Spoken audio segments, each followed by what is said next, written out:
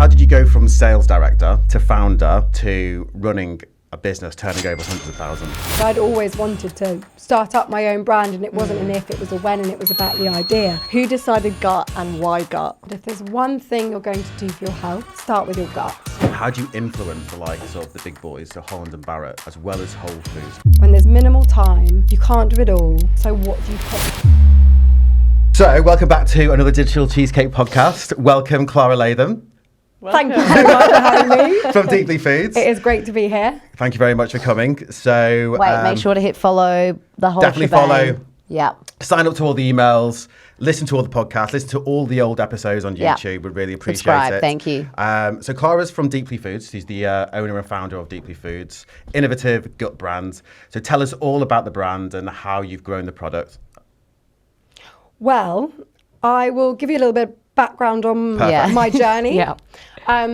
From start through until essentially choosing to develop Deeply and get it to market. So I guess a little bit on me. I've worked in the world of food and drink for my whole career. Nice. And I actually started a wonderful brand called Bounce Energy Balls. That were. Jack loves those. I love Bounce. They're so good. The peanut ones. Wait, is Bounce? Chocolate Sorry, I peanut was ones. thinking about the Bounce Playground. Sorry, you mean the little chocolate things that you eat? Yeah, Yeah, really everyone. good. They're awesome. High protein. Sorry, not snacking, chocolate things. Not They- chocolate. I know, but they taste like they're going to be delicious. You're absolutely right, they do. Yeah.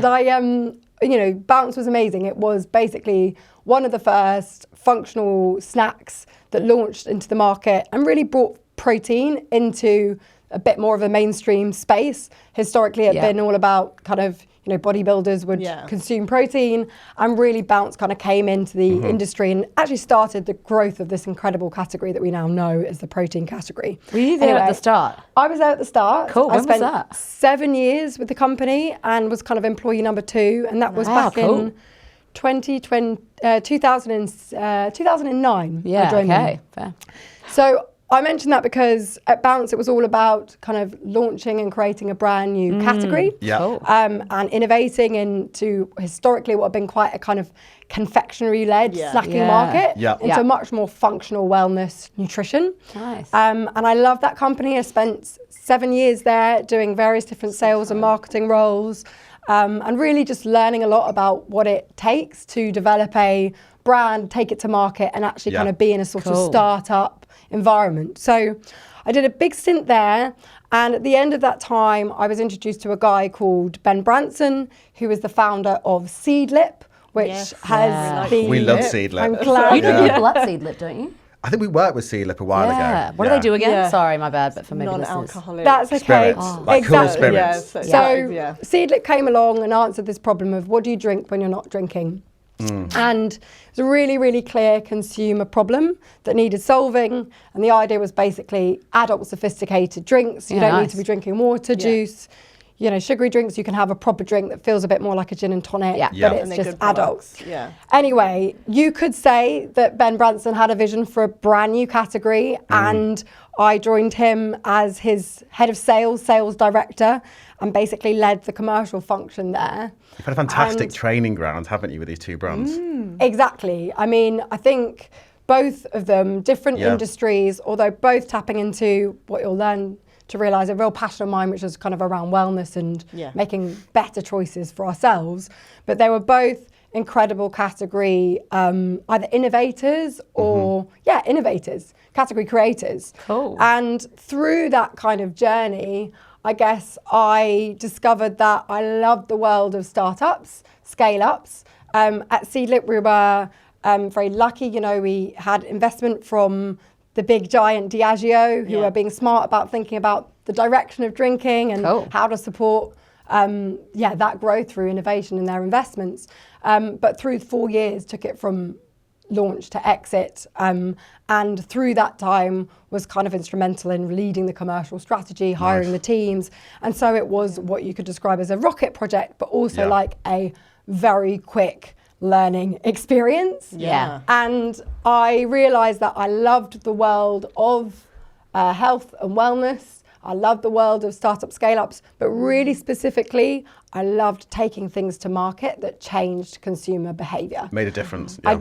I didn't want to put another product that just had a slightly different USP out there in an established market. I wanted to create something that would really be first mover, but would also have the opportunity to be that category lead and take that kind of leadership position. Nice.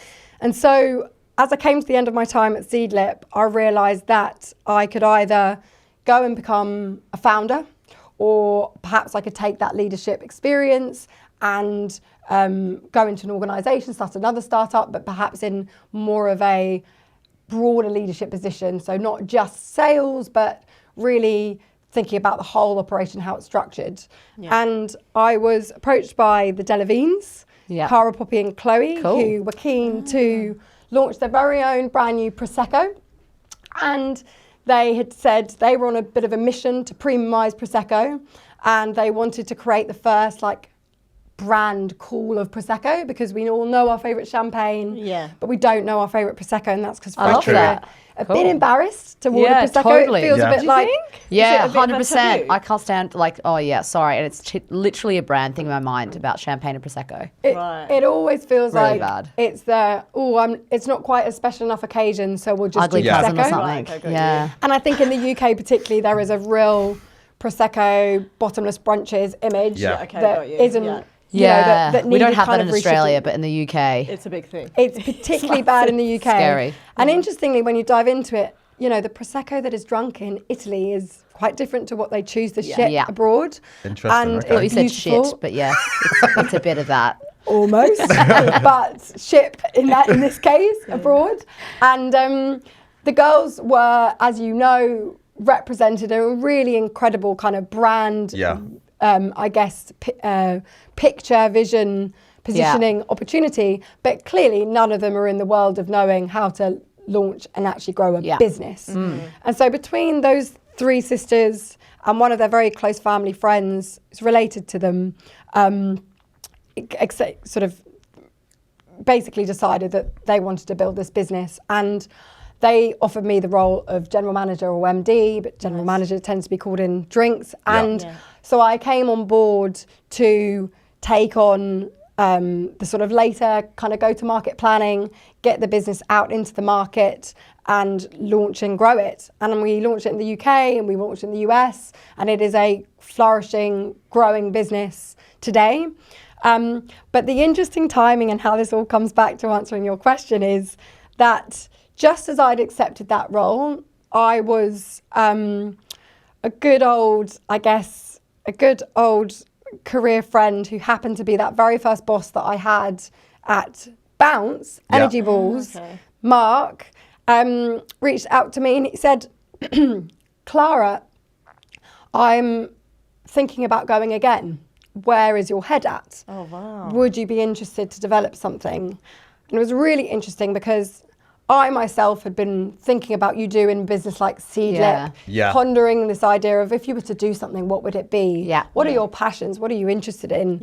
And I really started to lean into, I guess, my own world of what I care about, the life I have, what I'm trying to achieve. And what I realised was that I'm very much someone that has a desire to be healthy, well, do a lot, fit a lot in with my life. I'm on the go, I'm busy. I'm even busier now that I'm both my own founder, but also a mum. And I'm looking for not quick wins, I'm looking for well thought through, simple actions I can take that have like a compoundingly positive result and effect for me. And so when Mark approached me and said, what do you think? I said, well, Mark, it's terrible timing. I've just accepted a full-time job. But hang on, I don't know how it's going to go. And interestingly, 2 months later, COVID hit. And what ended up happening was I had to launch Della Vitae initially through the whole digital sphere and completely pivot a strategy that was very on-trade focused. It was hard. But the silver lining was that I had evenings and weekends because we were all locked down on Zoom and phone calls and distance walking meetings where Mark and I started to really come together around what our passions were. And ultimately, it took, as you'll probably know from conversations with founders, it took the best part of 2 years to really think about and get to a place where we were really clear on what Deeply was about, where we wanted to build the development of the product. And essentially I parted ways in very, very positive hands with Delavite, the Delavine's brand, 2.5 years after being with them. Wow. To dive into go-to-market fundraising strategy to get Deeply to market. Wow. And so my whole career has been in the world of sort of startup, scale-ups. Yeah, nothing really easy. Yeah, which is amazing. And Wow. also Mark trusting you to actually come back after all those years and say, by the way, I want you again. That's such a...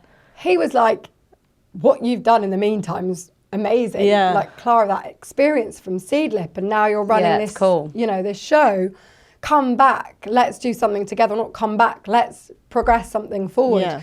One of my key components was like, yes, Mark came to me, but I'd always wanted to start up my own brand, and it wasn't an if, it was a when, and it was about the idea. And ultimately, having worked with founders, knowing how lonely an individual founder role can be. I think with someone else is key. Finding that key counterpart. Yeah. And those were where really all of the ingredients and moments came together. And so I was able to take the plunge. And yes, I think the big thing with me, I said with Mark, was this: if this is it, then we are, we're joint partners in this. Because obviously we'd had that historic relationship where I was reporting into him. And I really wanted to feel that was different if I was going to found my own brand. Yeah. And interestingly, as it happens, now 1.5 years in market, but about a year into market, we actually made the decision that I would be the CEO, him the COO. Okay. And so it's quite nice. Nice. Full circle. Yeah. He reports into me. Yeah, Oh, nice. wow, I love that. But because I wanted to ask, I think it would be good to go into it now. Who decided gut and why gut? Yes, and so this answers, again, that question that you brought up initially, Jake, which was, so why do we dive into gut? So in our early conversations, we knew that human health was going to be the area of interest and where we're passionate. But based on my own personal, preferences, I'm always focusing on trying to be a continued self-improvement, but best version of myself that I can authentically be, and know the fundamental impact that a healthy lifestyle has on that. And Mark's background is very, technically knowledgeable in nutrition. And he's very, very interested in it. And so we knew it was going to be health. But we also acknowledged that there was us two, and we were very experienced with bringing and launching brands and taking them to market. But we'd need to bring some other people into the fold to help us have, the best possible chances of being shit hot in the market when we did get there. And so we have a few people we almost refer to as kind of co-founders, founding members that were part of the really early development, as most brands do. But within that bubble, 2 people that are mentioned because they're critical to this. One, Orla, who is our gut health nutritionist, dietitian, and the science lead in our business, and also a guy called Nick, who's 20 plus years background in commercializing nutrition. And when we came together in these early discussions, we spoke about the importance of health. And Nick said something very profound. He said, there's so much out there. When there's minimal time, you can't do it all. So what do you pick? And he said, if there's one thing you're going to do for your health, start with your gut. We now know that it links to so many other parts of our body. And in a way, you can do all of these individual components and pieces, but if you don't get the very core thing working well, then fundamentally it's weak, it's a bit broken. So let's start there. And we looked into the gut health market, and quite quickly you can see over the last 5 years it started to really, really grow momentum. Not just the market from a product's perspective, but also the knowledge and understanding of the science of what actually is good gut health, what can generate great gut health. And whilst the market's quite established with probiotic brands, which take up 80+% of the category, and historically that might have been pills and powders, and more recently that's become, and we've seen a role in the more foodie, drinky aisles and of retail in the form of kefir, kombuchas, fermented foods. I love a good kombucha. You do, I Over Red Bull. love Over Red Bull, It better be over 100%. Red I Bull. don't drink Red Bull, no. Good. I Used to? Never. Oh, good on you. It's funny, like, I adore kombucha. I Yeah. drink it over a can of Coke, and frankly, I'll be really honest, back in the day, on holidays and special occasions, I Crisp felt and there was, Coke, there was yeah. nothing sun. that could be a can of red full fat Coke. Yeah. As an health enthusiast, Yeah. I kept the moments to a minimum. Yeah. But nonetheless, Yeah. kombucha really has, for me, it's been fantastic. And you look at how that category's grown. Yeah. But nonetheless, in the world of gut health, probiotics or live bacteria, which is another Yeah. way of saying probiotics, Yeah. is a very particular type of focus on improving gut health. And what it is, in simple terms, is adding good bacteria to your gut. When we dug a bit deeper into the category, what I came to learn quite quickly and really excited us, and suddenly started the light bulb moment of category first, leading the category. Hang on a minute, gut health seems quite established. Why would that be a Clara place to go, given my background and what I love? What we started to discover was this new science, and the new science that really, I guess in simple terms, leads to the role that prebiotics play on our guts and gut health. And basically, simple science lesson, inside our stomach, trillions of bacteria, good and bad. Now you can add good and that might help the balance. More of the good, great, overall you're feeling better because there's more good that generates more positive signals, in very simple terms. Yeah. Or you can, and that's great, adding bacteria if you've just had a bout of antibiotics, your whole of your bacteria mix has been depleted, quickly go get some good ones. So don't get me wrong, there's a great role that probiotics can play. But given how much bacteria we've already got inside us, this new incredible science emerged that prebiotics, which are certain types of fibres, when consumed, play this very unique role in the gut, and they basically know how to selectively feed only your good bacteria. Nice. So imagine foods that you eat that just by their natural role that they play on the gut are doing the work to feed and therefore flourish and grow only your good bacteria, so you are creating more, nurturing, nourishing more of the good bacteria, which is another way of getting a better balance of good to bad. Yeah. Just feed the good ones so they're Yeah. infused and they grow. And what we discovered back into the world of like, how do we take on this category leadership position, was that prebiotics were just emerging. The science of prebiotics is there. There's actually a proven EFSA claim. The European Food Standing Agency have already approved prebiotics as having a proven gut health claim. No probiotic has ever, had that. Okay. So you're suddenly learning that this is the science. This is the new fast-growing subset trend within total gut health. And interestingly, this is where we have an opportunity to come in and really be leading. And so whilst initially we started with gut health and prebiotic fibres was this opportunity to be first mover and really driving the pre-message, what we then quickly realised, and this answers to the question around, it's a very, very competitive market. Yeah. How do you carve out your own space and essentially, make noise and be figured out, be discovered? What we realised is that on a macro level, fibre, so forget prebiotic fibres and what they do for the gut, but fibre in general is a total category that is on the pathway to significant growth, like you might have seen protein 10 years ago. Okay, nice. And That's so good to what know. we see is actually the opportunity is twofold. We want to be the leading fibre brand. Fibre's not only been proven to improve gut health, but it's also been proven to decrease the chances of long-term disease that's causing lots of these terrible deaths that are growing in numbers, unfortunately. And so what we're on a mission to do is increase everyone's fibre level. And what we believe we've done is create a product that's packed full of these very special fibres, prebiotic fibres, that we also know is part of the trend that we believe gut health is moving towards in feeding the good bacteria, essentially. Yeah. So it's more like you spotted a kind of really good opportunity rather than maybe someone had a direct journey with their gut, or or have you actually had that influence as well, maybe in this? I think for me, the personal influence and why this resonated so much, and it wasn't just a category opportunity, was I really struggled to transition desirable goals into action and discipline and building positive habits that last. I think I've probably got some ADHD tendencies, not to just throw the simple, the very hot acronym out there. So I'm very optimistic. So I have a real vision for what I want for my life.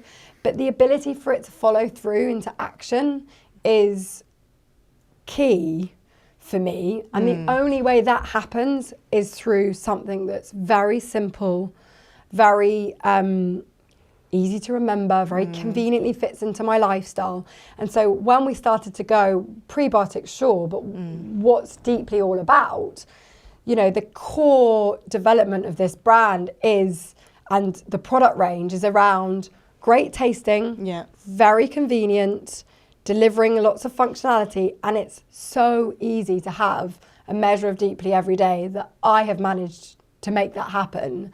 And for me, that's been the difference between reaching my fibre goal and not reaching my fibre goal for the day. And it's also been the difference between me genuinely feeling like I can operate at a high level. I've got really great energy. Nice. I'm feeling well. I'm not getting unwell. I've got a son that's in nursery that comes home with all of these unique and you're not getting any of it. I'm not getting any of it. That's amazing. That's cool. And that's because Deeply not only delivers on the fibre, but we've also got a wonderful couple of ingredients that really boost from an immunity perspective too. Oh, nice. So I know that this has been designed with me in mind and other people in mind that are living that, they're health conscious, but they're busy. And they absolutely love it. And they absolutely love it. And we've seen that in terms of the consumer that's buying into Deeply.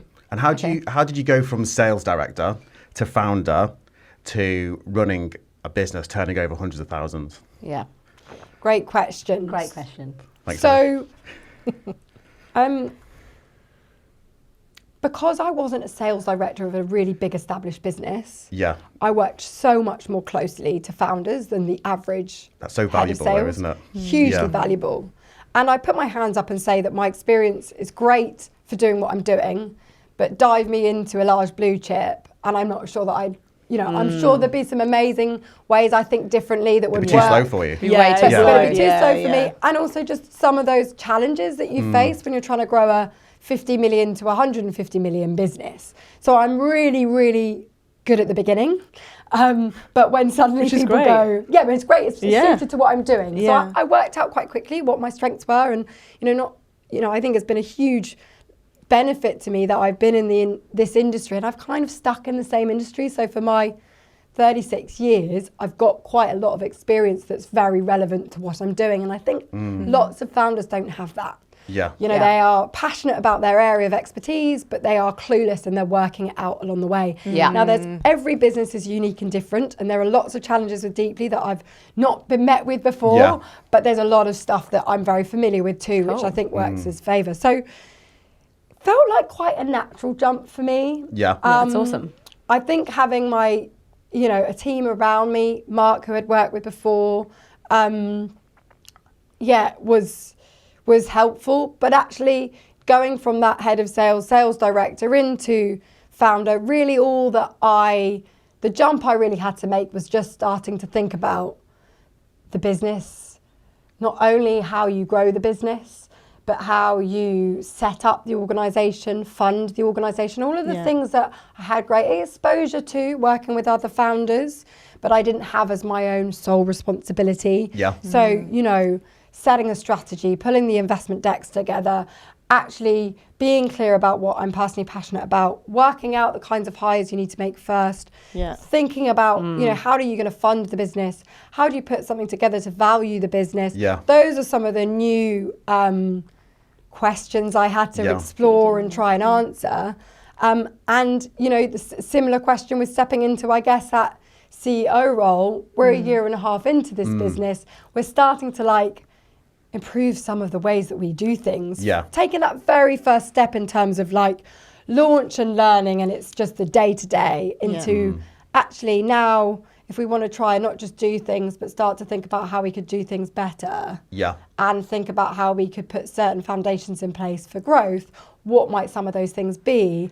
And that, simple example of that is like, in the last 6 months, we've brought in various committees into the organisation. Oh, that's it cool. sounds quite quite zhuzhy. I heard Yeah. this word Official. yesterday, actually. Yeah. Everyone's saying committees are really helpful for like non-biased views and like Yeah. Oh, that's Yeah. so It's like a really sense check of the important. product. for content, for Absolutely. everything. Because you're in your own head, aren't you? So you just need another I opinion. like it. It's really valuable, and also it means that you have these dedicated groups to discuss key things that might otherwise be forgotten in the day-to-day of like replying to that email and Yeah. building Yeah. that customer deck.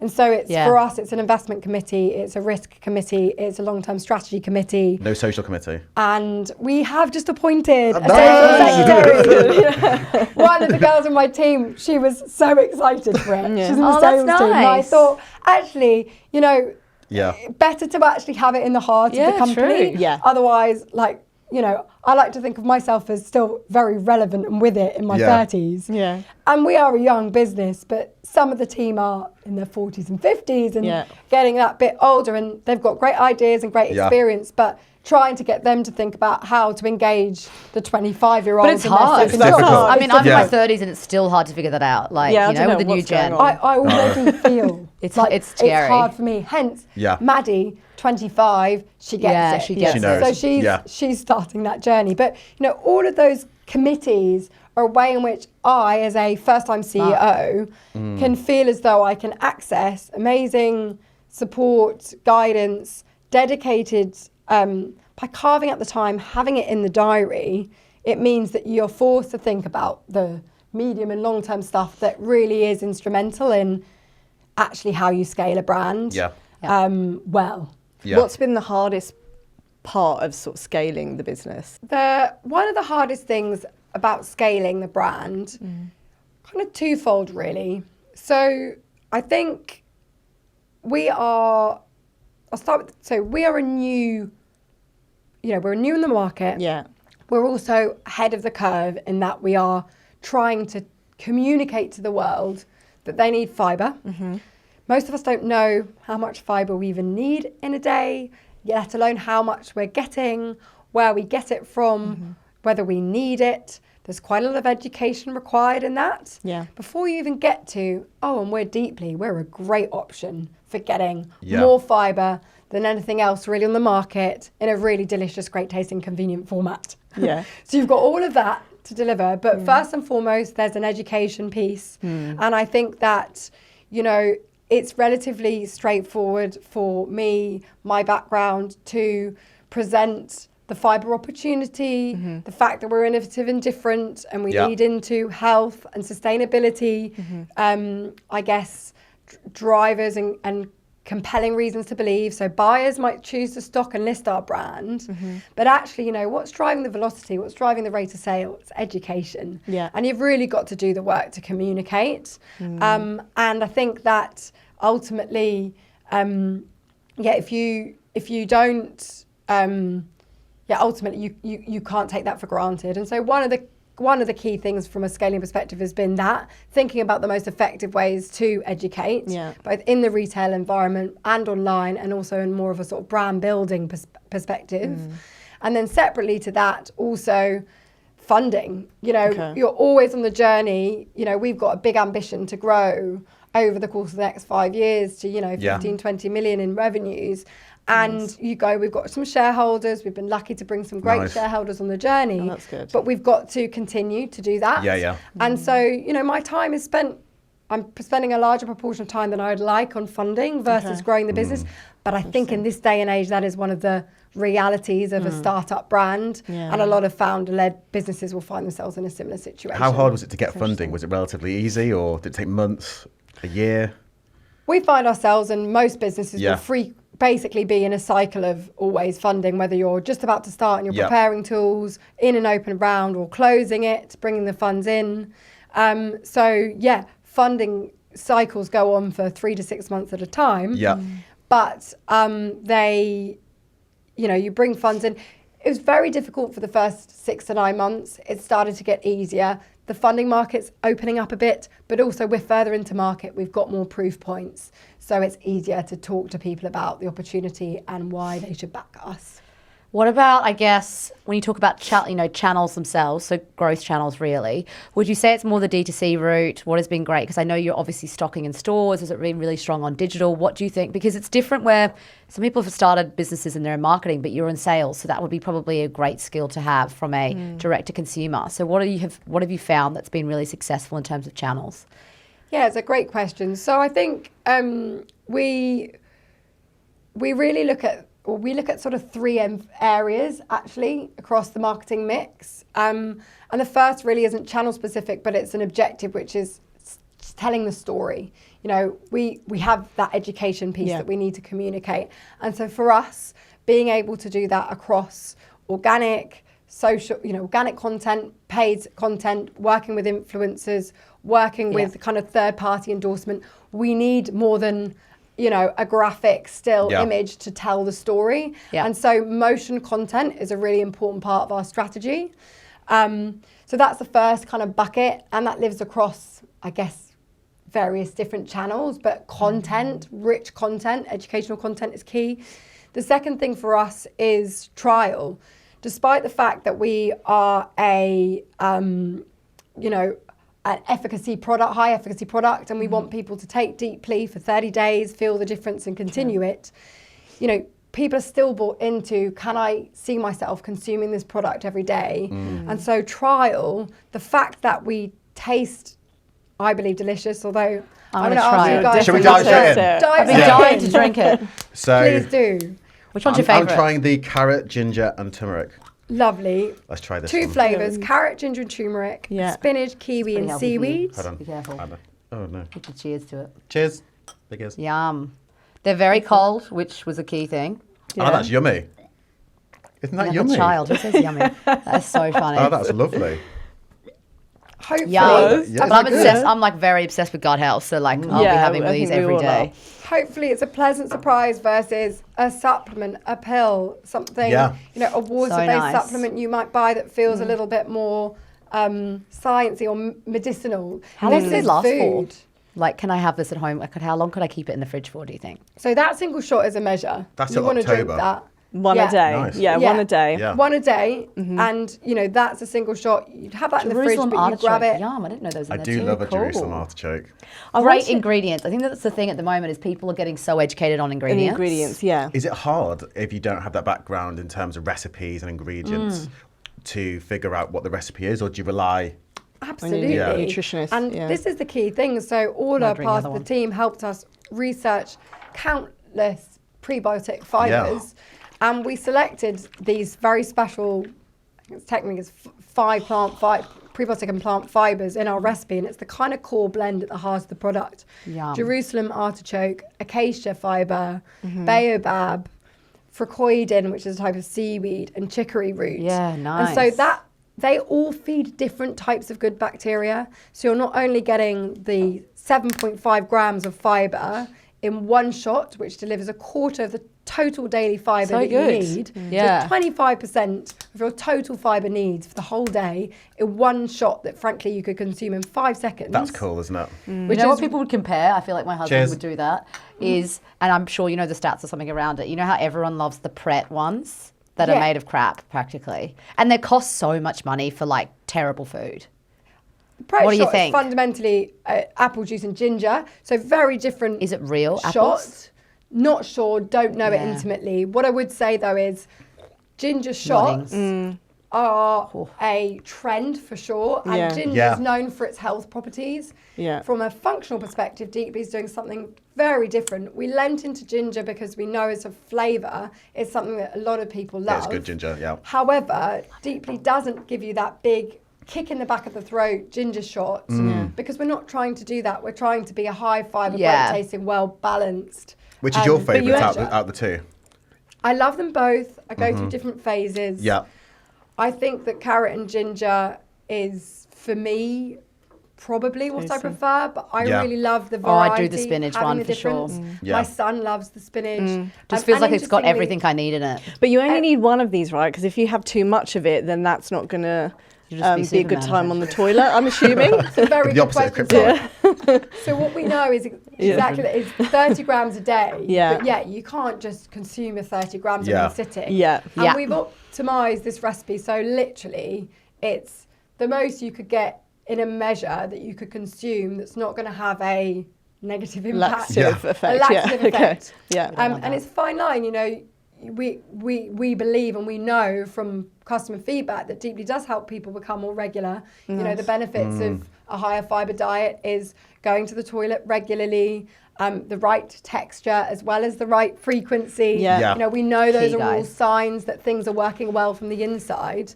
But because we're not a pill or a powder or a you know, a supplement, have a Deeply measure in the morning, have a frantically busy day. You get to the end of the day and you're nervous that you still haven't had that Yeah. 30 grams. It's food. Have another measure. Yeah. Okay. And that's really Okay, that's good to where know. the single shot delivers your impulse on the go. But our subscription business is very tailored towards a weekly bottle, delivering 7 measures delivered to your home. You know, you have 4 weekly bottles delivered. So every day you're getting that measure.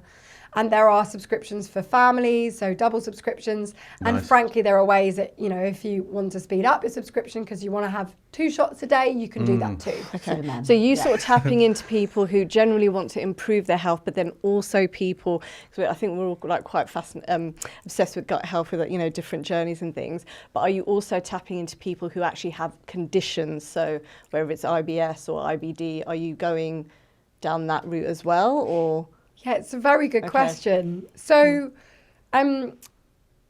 we know that the majority of people who are dealing with those issues, the gut health challenges, constipation, bloatedness, acid reflux, and quite often it's some people that either self-diagnose or have been diagnosed with IBS. Yeah.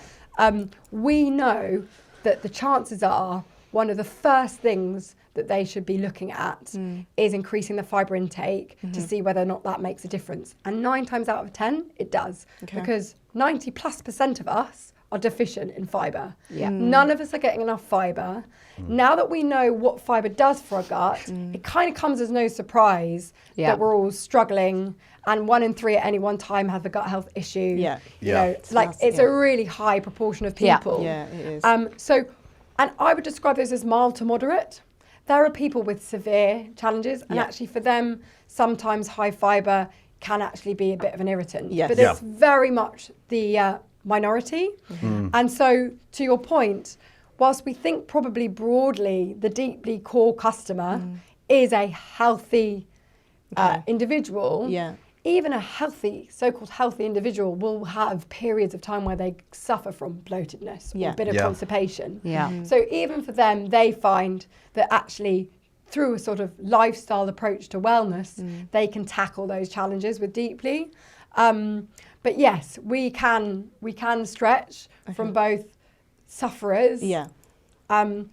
and also people that are proactive about maintaining Yeah, good improving health. their health. And we basically bucket them, proactive, Yeah. reactive. How much does it cost per month if you're doing a subscription? So £50 a month, Yep. £1.60 something a day. Yep.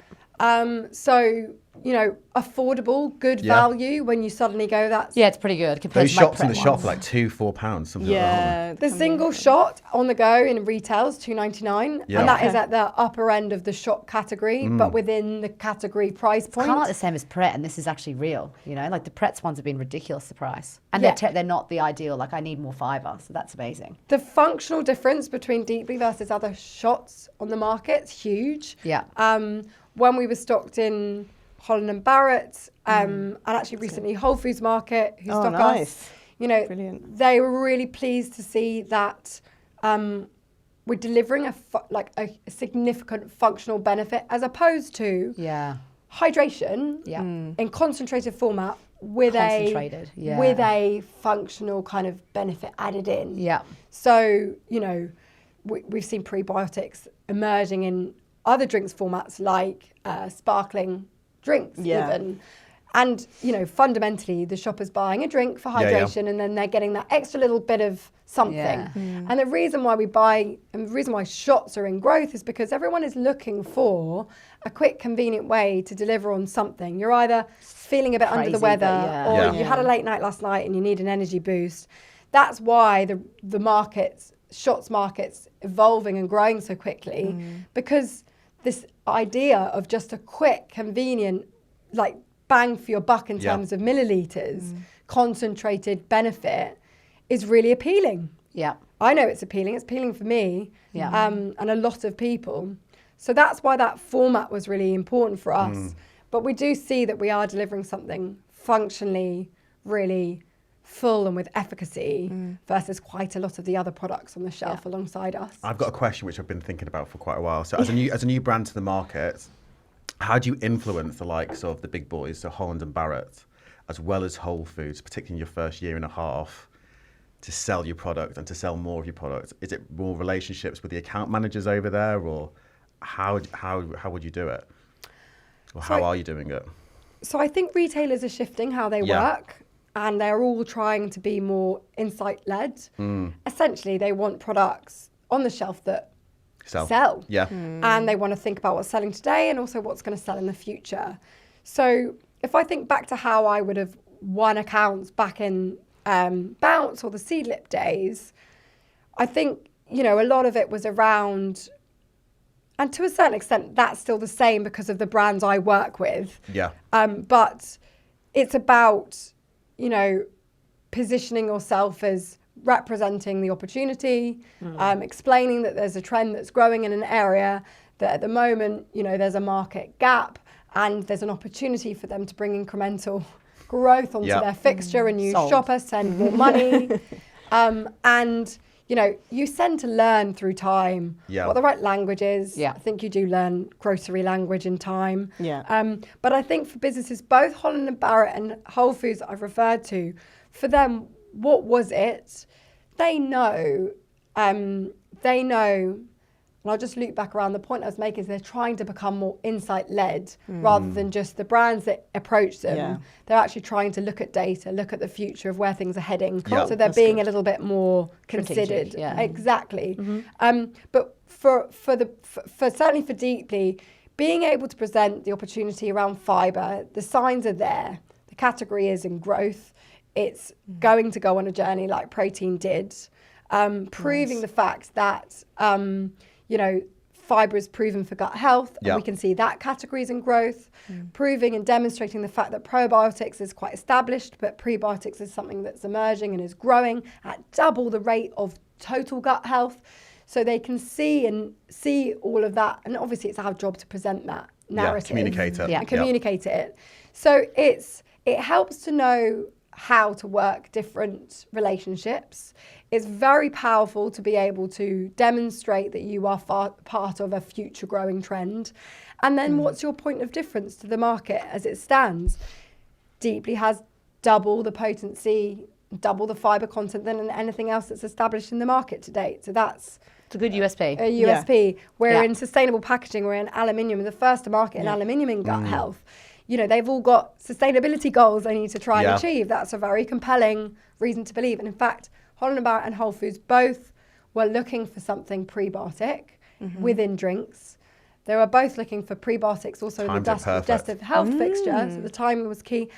And they were looking for a brand that was delivering on, functionally prebiotics, so a good delivery of the prebiotics, but also the efficacy and the sustainability. Yeah. And so for us in aluminium, that's been, I think, quite a key win for us and a strong selling, USP.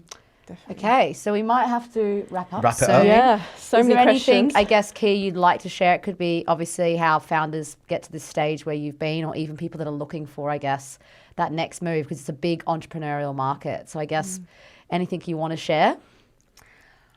I think that certainly from where I'm sat, we can all be passionate about different things.